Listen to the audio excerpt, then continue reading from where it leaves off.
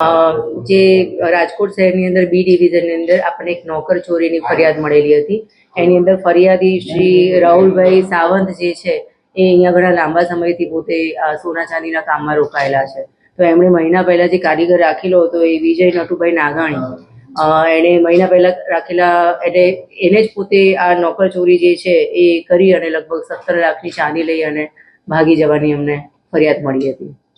જેની અંદર અમારી જે એલસીબીની ટીમ જે છે એમાં પીએસઆઈ શ્રી M.K. મોવાલિયા સાહેબ અને એમની આખી ટીમ જે છે એમણે આમાં સઘન પ્રયાસ કરી અને એમને પકડી પાડ્યા છે અને ખાસ કરીને મુદ્દામાલ અને એક બાઇક પણ રિકવર કર્યું છે. અને આ જે આરોપી છે એનું ઇન્ટ્રોગેશન કરતા ખબર પડે છે કે ભૂતકાળમાં પણ એ આવું કરવાની ટેવ વાળો છે. મેડમ, ખાસ જે 1 મહિના પહેલા એ કામે ગયો હતો, ખાસ કારણ જ આ હતું કે શું? અત્યારે તો આપણે અત્યારે ફરી ઇન્ટ્રોગેશન તો હજુ તપાસ ચાલુ જ છે, પણ એવું જાણવા મળ્યું છે કે આની ખાસ મોડસ ઓપરેન્ડી છે કે જુદા જુદા કામ કરનારા પાસે જાય અને પછી એઝ અ કારીગર તરીકે જોઈન થાય અને પછી આવી રીતે લઈને ભાગી જવાની ટેવ વાળો છે.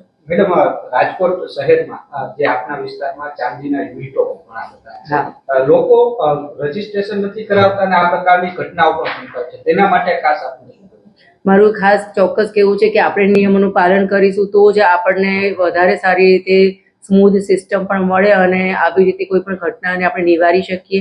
અને એને બન્યા પછી ડિટેક્ટ કરવું એના કરતાં એને નિવારવા માટે યોગ્ય જાગૃતિ સાથે કામ કરવું વધારે જરૂરી છે.